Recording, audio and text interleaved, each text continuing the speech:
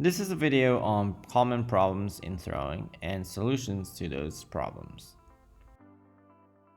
When you start, you need to make sure that your wheel head is dry. If it's too wet, then the clay can slip off as such, and you need to clean off the sludge with a sponge and then dry off the wheel head with a cloth and also dry off the excess water from your clay. Now you can pound it down a little more to make sure it's stuck, but if you use too much water after, it can slip. So try to hold it down with the lower part of your hands while you apply pressure from the top. If you still have problems with slipping, then you have to try it again. But this time, there's things that you can do extra. So wipe off the bottom of the clay again, then tap it, but then spin the wheel slowly while you tap it down with the palm of your hand. Make sure you slap rhythmically so that all sides of the clay gets pounded down, and you can start a little flatter than usual. Now take your finger and seal the seam there where the clay and the wheel stick together, and that should really stick it down so that your clay does not slip anymore. Another common problem is clay ripping off of your piece of clay. Now, this happens when you are too stiff and holding really hard onto the top of your clay when you exit. Now shake it off, relax your palms. You only need to squeeze the clay between your hands at a certain amount of pressure. If you squeeze too much, then you are obviously going to rip the clay off. Make sure you are tilting the clay by pushing forward or pulling towards you, creating that tilt. And using that tilt, you can squeeze, but if you squeeze too hard, then you can rip off a chunk of clay. When you hold onto the clay like that, the part that you are holding is not spinning and the bottom is spinning, so it creates a really big tension and torque and rips the clay off. When that happens, clean off the wheel using the wooden tool and start over again. Now another common problem is rushing and taking your hands off of your piece really quickly, causing off-centering. Now that's a good example. I took my hands off really slowly, just relaxed out. Again, I'm just squeezing and relaxing. I should relax very slowly, but I rushed and I took my hands off too quickly. So if you suddenly take your hands off, it's the same as punching your piece of clay. It doesn't work. You're never gonna get it centered. So take your hands off very slowly. It's almost like breathing out when you take your hands off of the piece. Now this is another problem. Your hands are moving too quick. See, the more I do, the more I move my hands up, it became more off-centered. Now this is exaggerated, but you could be doing the same thing. Now see, I'm trying to fix it now, and to fix it, I need to really slowly, gradually, and very relaxed push my hand onto the piece, and then get that tilt, relax out. See how stationary my hands are? In the wrong example, my hands were flailing wildly from the bottom to the top. Now my hands are sitting put in one position on the wheel and squeezing the clay up, squeezing the clay down, and relaxing while I constantly apply pressure to make that tilt. So always, you can't go faster than the wheel. If anything, it's gonna be very slow. Now with problems with opening the hole. Your clay has to be completely centered before you open the hole. Now let's see what happens when you open a hole on uncentered clay. So whatever I do, my hand is going to wobble with the uncenteredness of the lump of clay, and my hole is not going to be in the center of the mound. So from the beginning, before you even open the walls up, my clay is off-centered. See how my hand is moving, wobbling left and right? and the whole piece is wobbling left and right. One side is thicker than the other, and so you can start out your clay off-centered if you don't take care in centering the clay before you open the hole. Your clay must be centered before you open the hole. To fix this problem, it's actually really hard if the off-centeredness is really bad, and it might be easier to start all over again. After you open up the hole, then you are going to widen up the base. And at this step, you have to take your hands off very slowly too.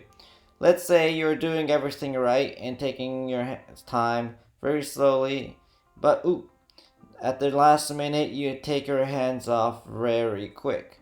Now when that happens, to solve that problem, just put your hands back on, apply light pressure, make sure your hands are stable, and take your hands off very slow.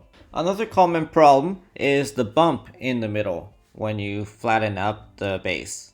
So, to take care of that problem, you need a damp sponge, wring it out, and apply pressure very gently but firmly down in the middle.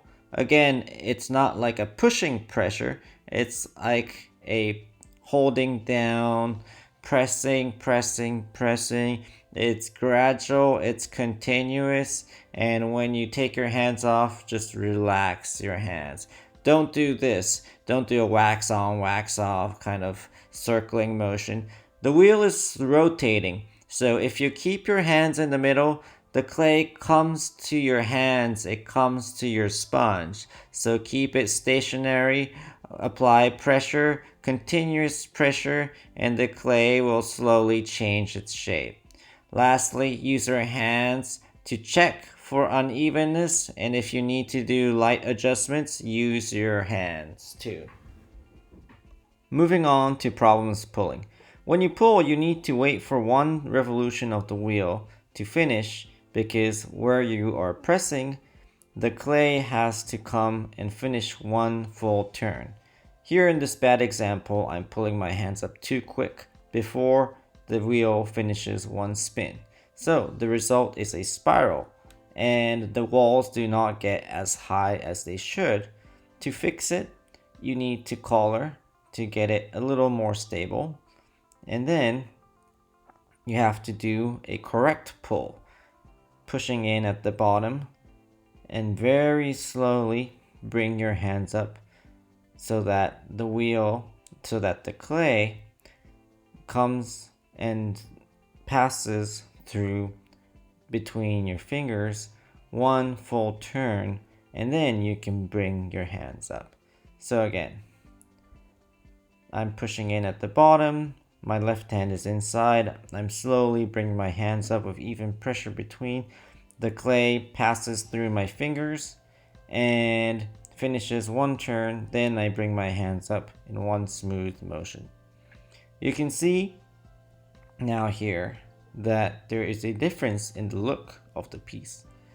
Instead of that big spiral in the beginning, now I have these thin rings on my clay. This is a good sign that you are pulling the walls correctly with the right speed. How fast you can move your hands up is relative to the wheel.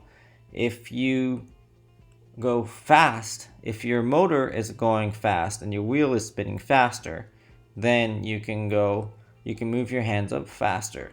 If you are going slower, you have to slow your hands according to how slow the wheel is going.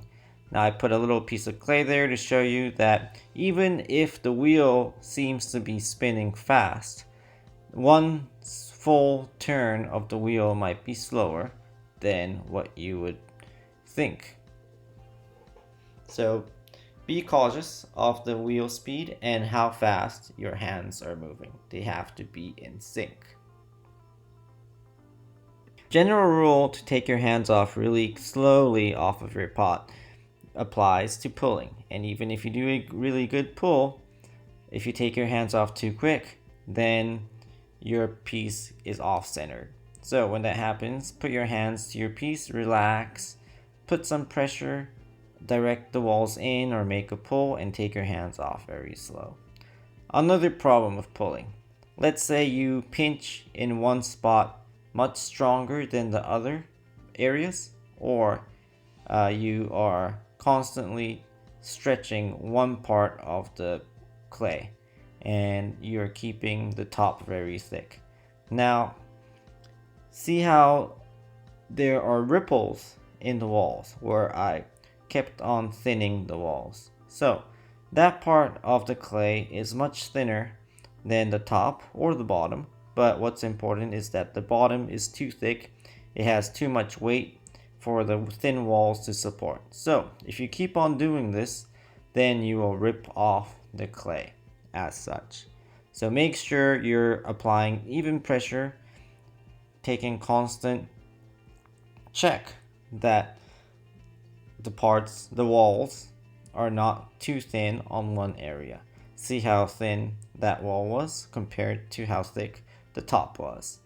The top ring is eventually going to fall or collapse. To fix it, use a needle tool, and there is another video on how to use the needle tool. With this piece in particular, there is enough clay at the bottom so you can do some more pulls and bring the walls back up to where it was before.